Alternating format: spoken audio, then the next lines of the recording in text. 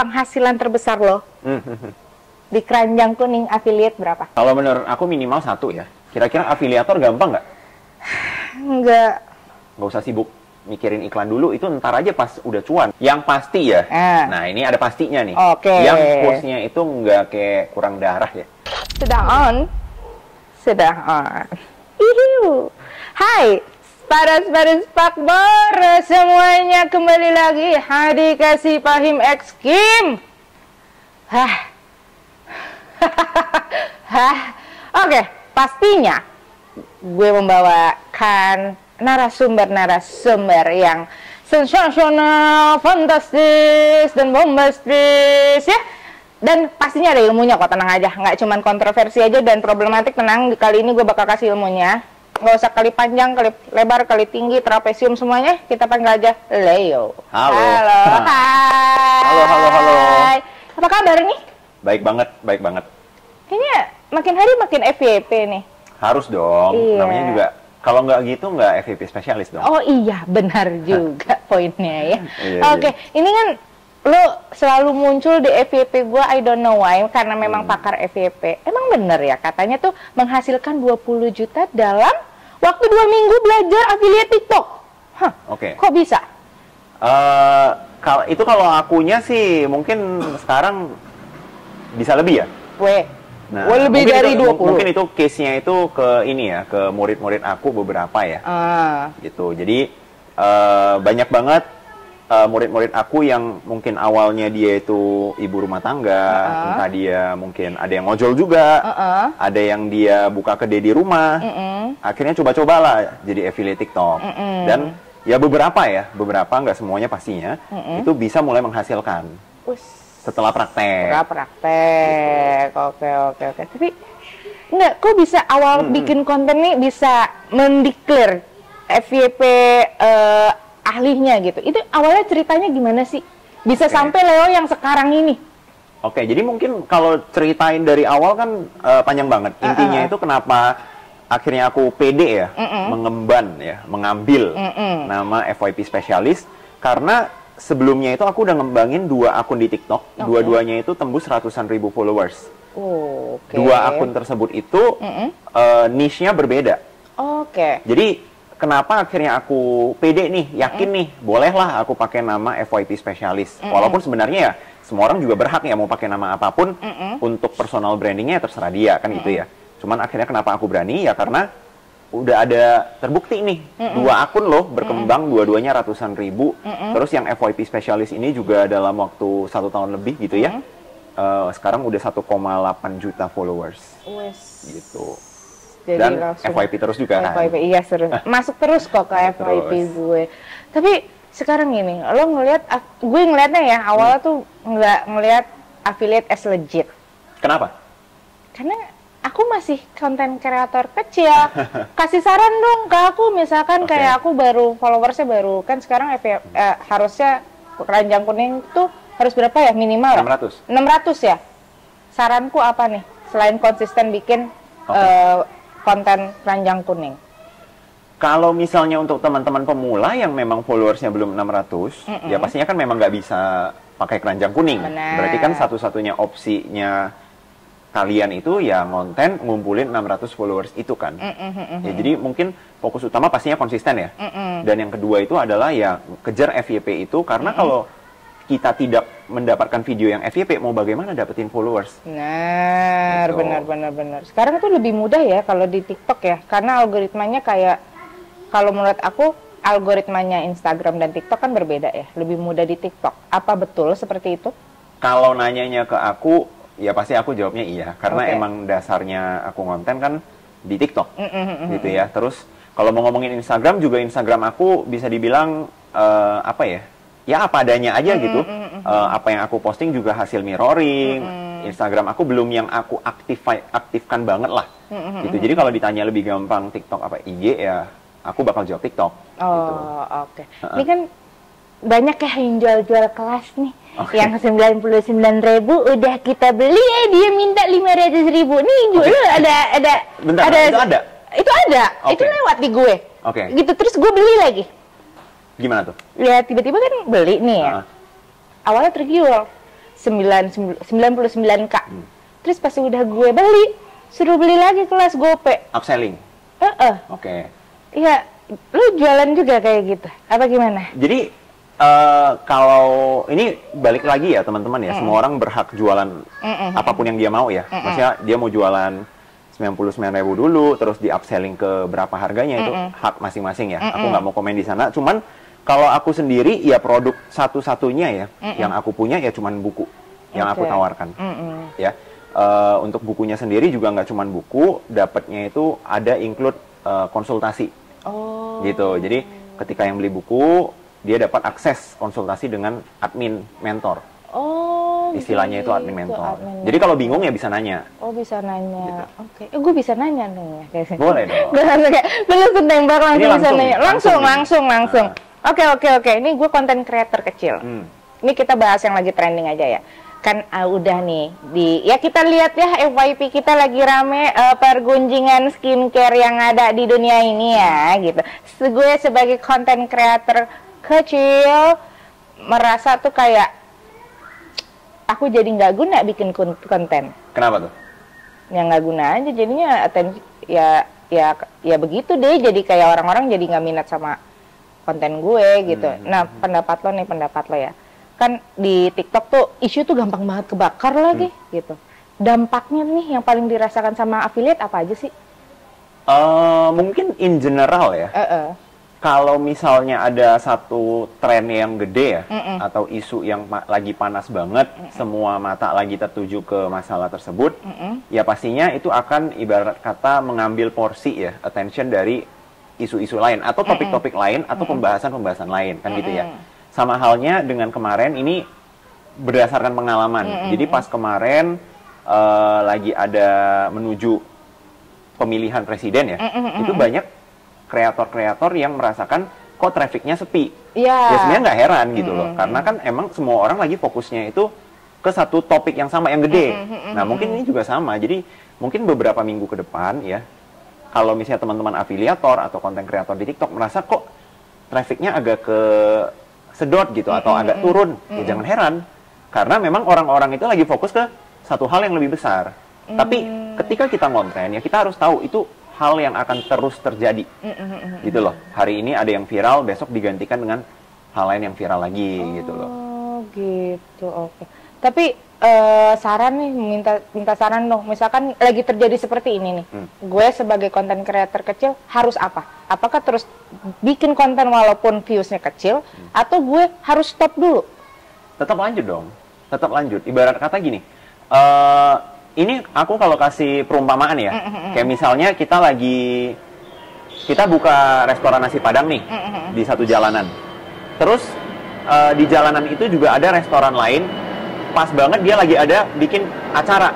Jadinya semua orang fokusnya ke dia. Apakah kita jadinya tutup toko? Enggak dong. Tetap buka dong. Gitu loh. Toh acaranya juga paling sehari, 2 hari udah selesai. Iya, benar. Ya, jadi tetap konten aja. Gitu. Soalnya kan kadang-kadang, ya jujur aja kita basicnya balik lagi ya, sebagai manusia gue juga ada rasa males ya ketika traffic gue jadi berkurang gitu kan. Tapi bagusnya sih komposisinya seperti apa sih buat konten kreator yang awal-awal mau jadi affiliate? Apakah sehari harus satu konten, apa sehari harus berapa konten, itu harus gimana tuh? Kalau menurut aku minimal satu ya. Minimal satu, jadi diusahakan setiap hari postingnya ya udah satu, karena kan yang namanya afiliator, konten kreator, kita kalau belum punya tim, banyak yang pemula kan nggak punya tim dong, konten sendiri, rekam sendiri, ngedit sendiri gitu kan, ya sehari bisa ngejar satu aja ya itu juga udah hebat banget lah menurut aku ya, gitu. Jadi dikonsistenin aja sehari satu. Oke. Tapi apa sih kesalahan afiliator nih yang biasa terjadi itu yang bikin mungkin traffic kita turun menurut kakak? Kalau spesifik afiliator ya, menurut aku ini mungkin karena impact sekarang semua orang lagi semangatnya juga ya jadi afiliator. Mereka jadi lupa kalau pada dasarnya itu afiliator itu adalah content creator. Yes. Nah, jadi ini mungkin kalau aku cerita dulu pas ketika aku pertama kali mulai konten, itu keranjang kuning belum ada. Jadi TikTok belum ada fitur keranjang kuning. Jadi kita itu awal ketika masuk TikTok ya memang tujuannya untuk konten. Sedangkan banyak afiliator yang pemula sekarang baru masuk nih, fokus utamanya mau langsung jualan. Akhirnya apa, fundamental kontennya ini masih kurang, gitu loh. Nah makanya saran dari aku buat teman-teman di sini yang mau jadi afiliator ya, ya fokus kembangin skill kontennya dulu gitu loh. Gitu. Jadi emang itu adalah step yang harus dilewatin dulu ya. Kalau misalkan kan konten kreator berarti kan ngumpulin dulu nih 600 followers secara organik. Bener, logikanya gini, kalau lu kagak bisa ngumpulin 600 followers, lu mau gimana nyari orang untuk beli produk di tempat lu gitu. Iya, benar. Nyari orang untuk datang ke restoran lu aja kagak bisa, gimana lu berharap orang itu mau belanja dan makan di sana? Kan gitu, konsepnya kan seperti itu. Cuman masalahnya sekarang orang-orang itu terlalu fokusnya, ya ketika gua buka restoran, gua mau orang itu langsung datang, langsung beli. Ya gimana konsepnya? Gitu loh. Ibarat kata, untuk datengin orangnya aja belum bisa gitu. Oh iya, buat datengin dulu ya. Datengin dulu. Intinya adalah brand awareness dulu gitu. Apa awareness dulu aja awareness gitu. terhadap personal branding kita kan, atau diri kita. Oke. Tapi ini pertanyaan yang sebenarnya aku ini agak banyak yang sudah dilakukan juga ya sama orang-orang. Oke. Untuk mencapai 600, kadang-kadang ada orang-orang yang injek followers. Oke. Apa pendapatmu tentang beli followers? Nah, jadi buat teman-teman gini, kita itu kan main di platform TikTok. Mungkin nggak kita nih, seorang nih pemula baru mau masuk ke TikTok, lebih pinter daripada perusahaan gede yang bisa hire orang-orang, staff-staff dengan kuliah mereka yang udah sangat tinggi gitu loh. Bisa nggak pengetahuan kita mengalahkan mereka? Sudah pasti tidak. Nah, kita mau coba ngakal-ngakalin, akhirnya apa? Yang sering terjadi adalah yang nginjek followers, tetap kagak bisa keranjang kuning. Kenapa? Terdeteksi followersnya itu tidak organik. Jadi sama aja, akhirnya apa? Udah nginjek followers, kagak bisa jualan lagi. Kena ban ya? Kena ban nggak sih? Bisa kan ya? Kalau injek followers sih, kalau sampai kena ban, harusnya enggak. Cuman ya tetap nggak bisa jualan. Dan problemnya itu jadi gini loh. Karena kita udah injek dan kita terdeteksi followersnya itu tidak organik, kita juga jadi nggak tahu harus ngumpulin followersnya sampai berapa secara organik baru bisa jualan. Paham nggak? Kalau dulu kan kita udah yakin nih, gue kumpulin secara organik 600, oke, gue bisa jualan. Sekarang lu udah nyuntik nih 600. Pertanyaan gue, lu mau nunggu sampai followers berapa nih? Baru lu yakin udah bisa jualan, bener nggak? Bisa aja ntar pas followers 2000 masih tetap terdeteksi nggak organik. Pas followers 3000 masih tetap terdeteksi nggak organik. Akhirnya apa? Tetap nggak bisa jualan. Jadi maksud dari aku itu jangan coba ngakal-ngakalin platform. Gitu loh. Mereka yang bikin platformnya, mereka yang bikin peraturannya, mereka pasti lebih tahu lah. Ibarat kata kungfu-kungfunya kita itu mereka juga pasti lebih tahu lah. Iya. Oh gitu, oke. Tapi kalau pakai strategi ads, itu banyak loh brand, bukan nggak cuma brand-brand aja ya, bahkan personal kan kita TikTok udah ada tuh ya buat ads personal gitu.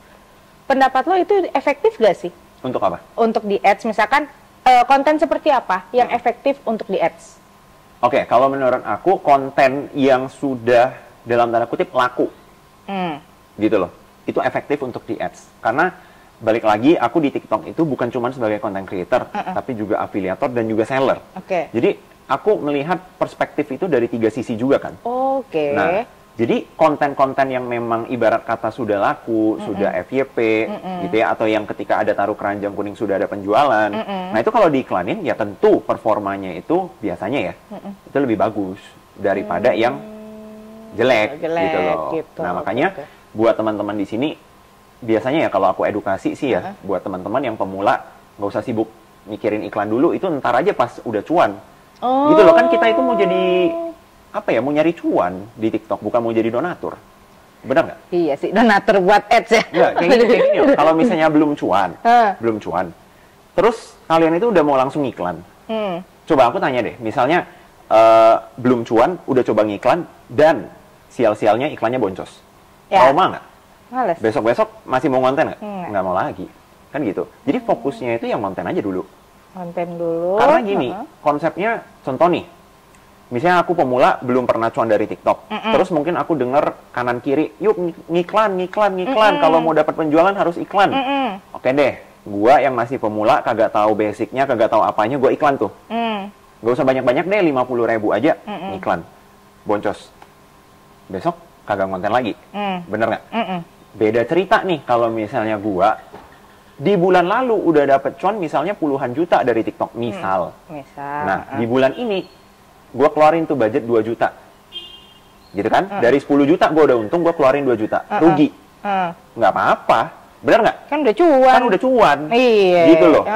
Nah, jadi beda. Kalau pemula itu, aku pribadi nggak akan pernah mengajarkan. Gitu loh. Atau merekomendasikan pemula itu untuk iklan. Gitu loh. Itu ntar ketika udah bisa bikin konten yang bagus, ketika udah bisa bikin konten yang menjual, lu mau coba iklan, baru silahkan. Yang penting lu udah cuan dulu nih. Jangan jadi donatur. Jangan jadi donatur buat ads gitu ya. Nih ngomongin soal kan kita tuh promote ads itu kan ada yang followers, ada yang get leads, ada yang bla bla bla panjang ya gitu. Pendapat lo soal konten creator kecil kalau nge-ads video yang untuk followers secara langsung, itu gimana? Apakah itu harus jor-joran? Kan ada ads yang buat followers tuh. Itu works atau nggak? Apa nggak balik? Jadi udah nggak peduli nih. Gue kontennya udah sukses nih, ada 15 komen. Patokan dia kecil dong pasti. Apakah itu boleh dilakukan? Apa gimana? Saran dari aku ya, tetap kalau lu belum bisa ngumpulin followers secara organik, mending lu pikirin gimana cara ngumpulin secara organik dulu, baru mikirin iklannya. Karena gini loh, dengan mencari shortcut tersebut, kita hanya mengundur masalah yang bakal terjadi. Paham nggak sih? Iya. Kayak let's say gini, oke, lu mau 600 followers. Lu ngiklan, dapat tuh 600 followers. Dan sekarang lu bisa jualan. Then what? Gitu. Terus apa? Konten lu tetap kagak menjual gitu. Kontennya tetap sepi. Jadi ibarat kata, lu hanya memperpanjang masalah aja gitu loh. Gitu, bukan solusi ya itu kan? Bukan solusi, karena pada dasarnya itu kan kita bukan cuman sekedar mau dapetin akses untuk jualannya doang. Iya. Kita kan mau bisa jualan dan jualannya laku. Gitu loh. Iya, soalnya kan kadang-kadang nih kita, gue dari kacamata pemula ya gitu. Gue ngelihat itu kadang-kadang yang, kan gue punya budget juga nih. Jadi tergiur untuk melakukan ads tersebut gitu. Jadi kan ngeliatnya, ternyata itu shortcut yang salah, ditawarkan feature yang belum tentu works di gue juga gitu. Karena orang-orang kan ngeliatnya itu sebuah solusi ya. Kalau menurut aku sebenarnya bukan ke salah apa benernya, tapi lebih ke rekomendasi dari aku pengennya itu best practice-nya menurut aku ya, adalah ketika yang namanya content creator, ya awal lu belajar dulu cara ngonten yang benar. Lu tahu cara bikin konten yang bisa memancing penonton itu seperti apa, yang bisa menjual seperti apa, baru selanjutnya lu kembangin. Gitu. Bukan dari awal, gue baru daftar akun nih. Untuk dapetin 600 followers, gue iklan dulu deh. Terus apa gitu. Oke.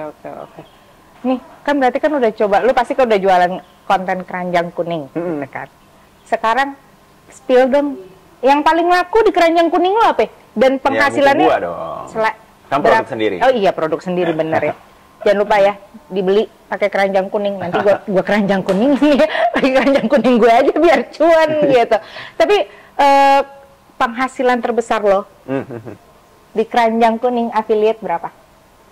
Kalau misalnya dari pengalaman sebelumnya ya pasti naik turun juga ya.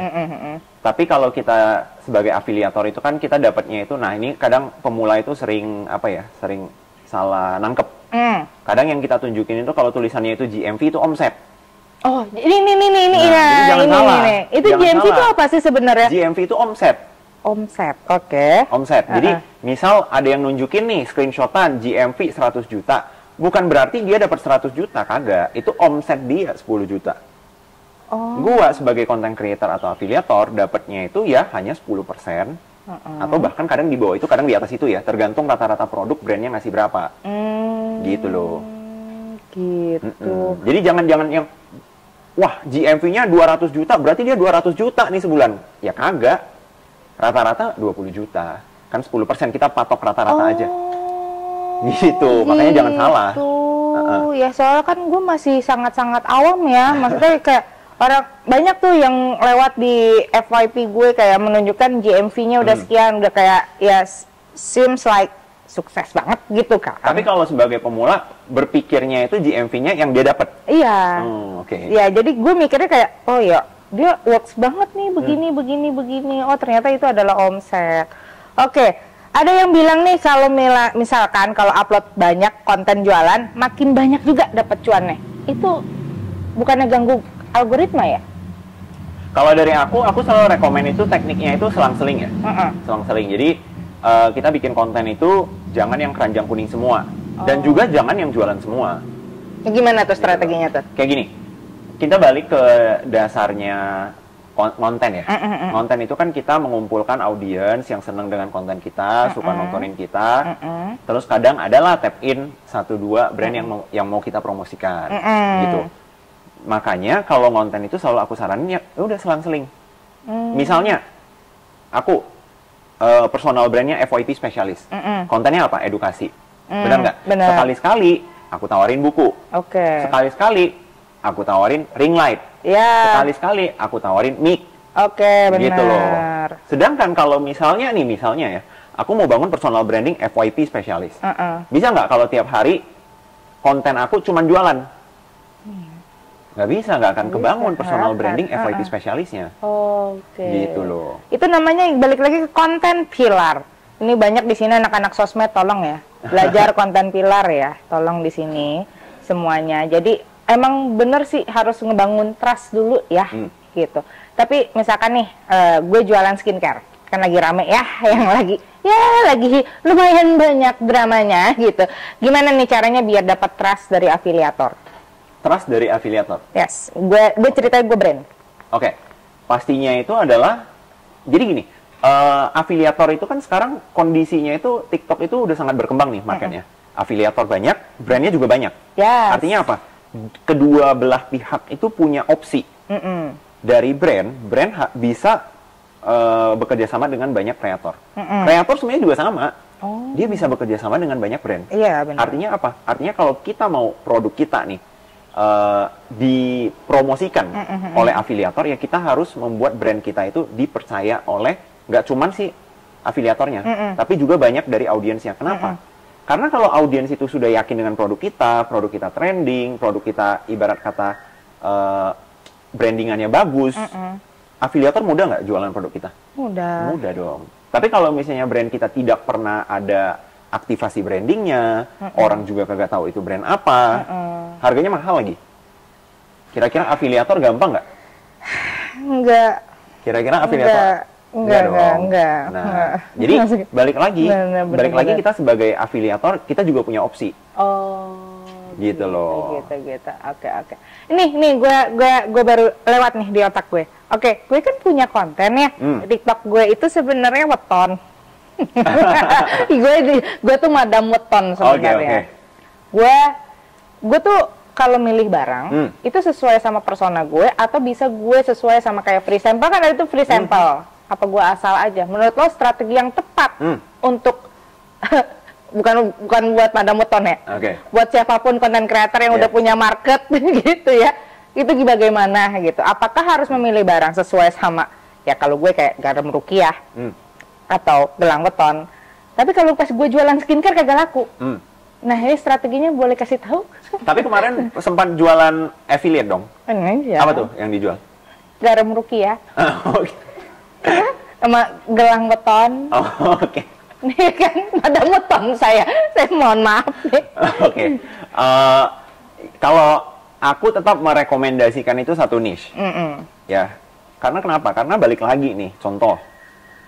Kita balik ke akun aku aja ya, biar lebih gampang nih, FYP spesialis. Aku kagak pernah nih membahas tentang otomotif misalnya. Dan aku nggak ngerti otomotif sama sekali nih. Konten aku semuanya menjelaskan tentang ini cara ngonten, ini cara kamu FYP. Kira-kira kalau aku merekomendasikan ring light, nyambung nggak? Ring light konten? Iya, nyambung dong. Aku rekomendasi, ini mic yang bagus untuk kamu ngonten, nyambung nggak? Nyambung. Tiba-tiba kalau akunya affiliate, ya ini oli yang bagus untuk mobil kamu gitu, nggak nyambung dong. Iya sih, nggak nyambung gitu. Orang ya marketnya salah. Bener, gitu. Makanya kalau teman-teman di sini yang affiliate yang baru mulai, ya pilihlah produk yang memang sesuai dengan personal brandingnya kamu juga, dan audiens yang udah kamu bangun itu minatnya kemana sih? Oh, gitu loh. Oke. Kayak gitu. Ya berarti ya saya pengen nanya jadi konsultasi konten ya gitu.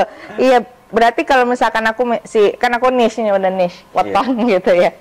Berarti aku harus jualannya kayak masa kemiri sih? Masuk gak sih kemiri kayak gitu? Kemirinya buat apa tuh? Buat rambut pitak. Kira-kira nyambung nggak? Nah, maksudnya ceritanya itu bisa disambungin nggak? Gitu. Kan gitu, itu kan usaha kita menyambungkan personal branding kita ke produknya. Kayak contoh gini deh, kadang ada beberapa niche itu walaupun dia itu tidak satu niche, tapi niche-nya deket. Contoh, beauty dan perfume. Oke. Nah, itu kan dua kategori berbeda tuh, tapi dia deket. Biasanya konten kreator beauty bisa sekalian mempromosikan parfum. Oke. Kenapa? Karena nyambung. Tapi kalau misalnya dia biasa mempromosikan skincare nih, produk-produk beauty, tiba-tiba besoknya mempromosikan balik lagi oli mobil. Gimana dicoba disambungin gitu loh? Pakai. Iya mas, lu pakai aja di muka lo, bagus kakak gitu kan? Iya, jadi ya pilihlah niche produk-produk itu sesuai dengan niche kita lah. Oh oke. Nah nih lewat di otak gue. Jadi gini, kan affiliate itu sering kan dihubungin sama pihak brand. Oke. Ya kan suka tuh masuk ke ya entah itu DM atau apalah gitu, menawarkan nih yuk kerja sama bareng sama kita. Kadang-kadang kan brand-brand itu tidak apa ya? Kok gue ngeliat tuh brand itu nggak ngeliat persona kita ya. Oke. Menurut ini sebagai content creator baru, apakah gue harus menerima order tersebut atau enggak? Nah ini jadi aku bakal buka kenyataan pahit ya. Weh, gua demen. Pahit. Jatuh. Ya Allah jatuh. Ngomongin pahit jatuh dia. Pahit jatuh di. Gue pegangin aja deh. Pegang. Jadi ini kenyataan pahit buat teman-teman afiliator di sini ya. Kadang aku lihat ini sangat normal sebenarnya. Cuma kadang aku kasihan aja ngelihatnya. Banyak afiliator itu terlalu menggantungkan harapan ke brand-brand yang sudah DM. Bener lagi. Ini kenyataan ya teman-teman ya. Jadi kadang brand itu sistem mereka bekerja ini berdasarkan pengalaman aku juga. Iya, pengalaman. Mereka kalau nyari afiliator itu sistemnya nge-spam aja. Oh gitu. Gitu. Ibarat kata nih. Jadi kita nggak spesial. Bukan nggak spesial juga. Cuman maksud aku itu gini. Kayak teman-teman balik lagi hak kalian untuk mau terima ataupun tidak. Gitu loh. Kan tadi pertanyaannya harus terima atau enggak? Ya balik lagi, itu hak kalian. Nggak semua brand kalau udah nawarin produk ke kalian kalau nggak suka brandnya, nggak suka produknya, ya nggak usah terima. Kan gitu. Dan harus ingat, brand itu kadang sistemnya itu ya udah mereka sistem, oke, hari ini tim marketingnya punya target cari 500 afiliator. Oh iya. Nah, artinya apa? Dia akan usahain nyari 500 afiliator. Gitu loh. Nah, jadi buat teman-teman di sini ya jangan terlalu jangan terlalu kaku juga lah, fleksibel aja gitu loh. Brandnya kamu suka, terima. Nggak suka ya akan ada brand-brand lain juga gitu. Oke, kita balik lagi nih. Gue langsung kayak terpukul gitu, kenyataan pahit brak, kan? Wah, iya karena kemarin itu jadi sering banget aku terima curhatan ya. Ini sering terjadi. Jadi dia di DM brand, terus dia udah tertarik nih. Dianya respon mau, tapi ternyata brandnya ngeghosting. Iya, itu sering terjadi. Makanya buat teman-teman jangan terlalu yang kayak menggantungkan harapan banget gitu loh. Ya kira-kira seperti itu. Padahal udah seneng nih, udah pede gitu. Kamu anjay, enak banget. Gue di capri sama brand. Ternyata enggak ya, dia punya target juga gitu. Oke, menurut lo nih gimana dengan produk skincare yang sekarang? Apalagi nih, terutama nih cowok-cowok nih sebenarnya butuh skincare gak sih? Butuh dong. Karena aku juga kan konten di kategori skincare juga ya. Oh wah. Iya kan 3 akun, salah satunya memang bahas skincare. Oh gitu. Berarti emang ya pokoknya buat cowok-cowok nih kalau kata kalian udah harus skincare, kayaknya harus kalian coba skincare. Jangan lupa ya, ada Kim. Kalian bisa, ini ada sabun, ada serum, ada sunblock, ya ada body wash juga. Jadi kalian buat cowok-cowok jangan lupa pakai skincarean ya, karena emang penampilan itu penting ya. Jangan asal apa? Kalau kata petenteng gitu ya. Laki tuh harus ada jaga penampilan. Oke, lanjut ya. Lanjut. Iklannya bagus banget tuh gue. Gitu kan.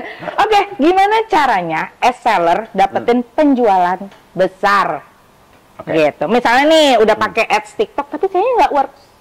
Gimana? Jadi yang namanya kita jualan itu kan mirip lah, kita buka toko offline ya dengan jualan di TikTok. Usahanya itu beragam. Ada yang seller dia jualannya itu gede lewat live. Ada yang jualannya gede lewat afiliator. Ada yang jualannya gede itu lewat misalnya bikin konten sendiri. Nah, jadi balik lagi, kalian sebagai brand mau mengusahakan itu dengan cara apa? Gitu loh. Jadi diperbaiki satu-satu, bagaimana kita punya afiliator yang banyak, kita nge-live yang nonton juga banyak, yang mau beli juga banyak, gitu ya. Terus kita juga ngadain campaign-campaign, bagaimana meningkatkan branding dari brand kita. Kira-kira seperti itu sih. Tidak ada satu jawaban yang kayak apa ya? Ini nih holy grail-nya gitu loh. Tinggal lo ikutin jadi. Karena kan bisnis itu apa ya? Ya memang nggak ada rumus pastinya. Gitu loh.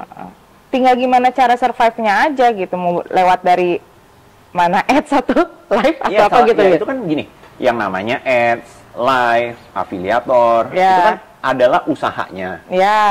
Gitu loh. Jadi nggak ada ilmu sakleknya, yang penting harus mencoba. Karena kalau ada ilmu sakleknya, semua orang bakal ikutin ilmu saklek itu, dan ilmu saklek itu nggak akan works lagi. Ya, itu kira-kira menurut aku seperti itu ya. Iya, benar juga, benar. Oke, audiens ini lebih banyak beli lewat live shopping, afiliator, atau langsung ke brand? Kalau menurut aku sekarang sih, untuk live itu lagi sangat menarik ya. Oke. Karena kayak yang aku lihat ya, sekarang itu kita udah mulai kebiasaan ini nggak sih? Misalnya kita mau belanja produk A nih, kita kayak tungguin dulu, entah si brandnya atau afiliatornya lagi nge-live-in nih produk, dan kita belinya di live. Gitu. Jadi menurut aku sekarang sih live itu lagi growing banget sih. Gitu. Sebenarnya itu potensial market juga ya. Pasti. Jadi kayak brand besar sekarang siapa yang nggak nge-live? Benar nggak? Benar. Ya, sekarang brand-brand gede di TikTok bisa kita lihat live-nya malah hampir 24 jam atau bahkan ada yang 24 jam juga. Ada ya 24 jam? Ada 24 jam. Dia shift-nya gimana itu? Ya itu dibagi, misalnya ada berapa shift gitu. Wah, 24 jam. Panas tuh kamera. Iya kan? Oke, menurut lo konten live shopping yang kayak gimana sih yang paling menarik sekarang? Oke. Yang pasti ya.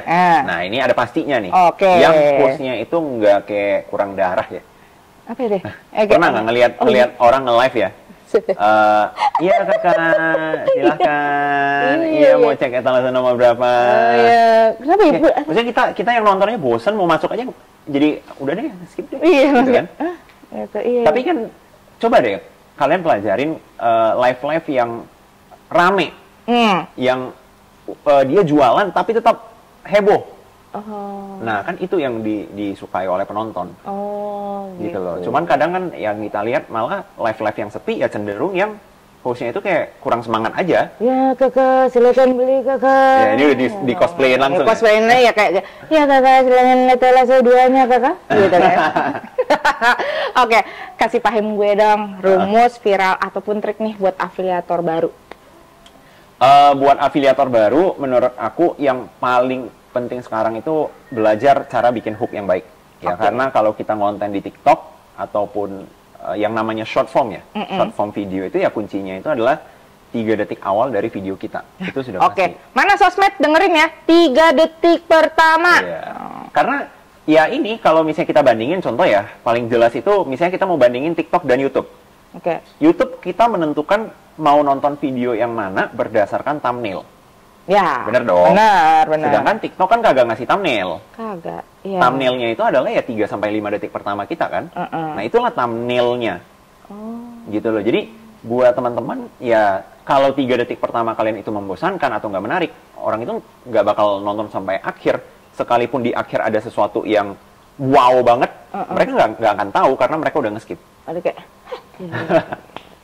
Pokoknya kuncian-kuncian tadi kayaknya bisa kalian lihat di sini juga ya. Iya, pastinya ya. Ini ada di keranjang kuning aku di sini kawan ya. Bukan ada di etalase 2 ya sayang. Kok begitu sih gue? Kayak Astagfirullahaladzim. Enggak, ini aku beneran aku munculin ya, Kak. Aku coba ya keranjang kuning ini ya. Boleh dong. Oke, Kak Leo, makasih banyak ilmunya nih. Banyak yang ku serap banget karena memang apa ya? Aku sebagai konten kreator kecil juga perlu banyak belajar tentang 3 detik pertama itu sih. Karena memang berasa banget ya, karena orang-orang sekarang attention-nya tuh udah bukan 1 menit ya. Jadi tinggal berapa detik, Kak? 3 detik saja. 3 detik merubah selamanya. Ya gak sih? Enggak ya? Enggak juga ya? Oke. Thank you for watching. Jangan lupa di like, comment, dan subscribe ya, Kakak. Makasih. Ntar dimasukin iklan aja boleh ya? Kayak gitu ya. Oke, jangan lupa. Makasih udah nonton Kasih Payung X Game. Gue Demi. Gue Leo. See you next time. Bye-bye.